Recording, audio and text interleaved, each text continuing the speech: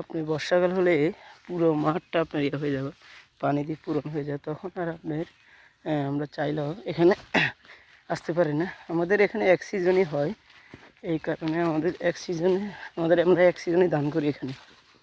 এক সিজনে আমাদের ফসল যা হয় আমরা বছর খেয়ে বিক্রি করি, আবার থাকেও আমাদের। তো আবার পরবর্তীতে বছর বর্ষা শেষ হইলে আবার আমরা জমি করার জন্য বা ধান লাগানোর জন্য আমরা প্রস্তুতি থাকি। তো আমাদের এখানে দুইটা সিজন বলতে, একটা হচ্ছে মাছের সিজন, বর্ষাকালে হলে আমরা বড়শি বাই বা আমাদের খাল বিলগুলোর ভিতরে মাছ ঢুকাই মাছ ধরার জন্য। এর পরে আমরা কি করি, এগুলোতে আমরা বেশিরভাগই কিন্তু আমরা আপনার ধান চাষ করি। আমাদের এক বছরের ধান অনেক হয় এখানে।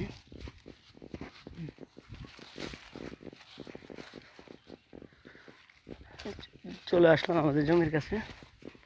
এই যে এটা হচ্ছে আমাদের জমি, এই যে এটা বিশেষ করে সোহাই যে ধান বের হয়েছে আপনার, এটা পুরোটা হচ্ছে আমাদের জমি। এখানে 5 ঘন্টা বলা হয় আমাদের দেশে। আপনার কুমিল্লা, মনারগঞ্জ, লাকসাম এদিকে বেশিরভাগই ঘন্টা হিসাব করে, 1 ঘন্টা 2 ঘন্টা এরকম হিসাব করা হয়। জমির হিসাবটা এভাবে হয় আমাদের এখানে, ঠিক আছে না? আলহামদুলিল্লাহ ধানের মানও ভালো। জানি না, আসলে আমার বাবা অনেক কষ্ট করে ধানটা লাগে। তিনি সারাটা জীবন এইভাবে ধান পরিশ্রম করে জমি নিয়ে।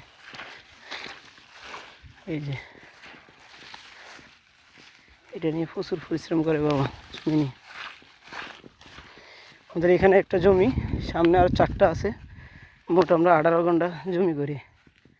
এটা আমার বনে এগ্রিমেন্ট নিছে সেটাই।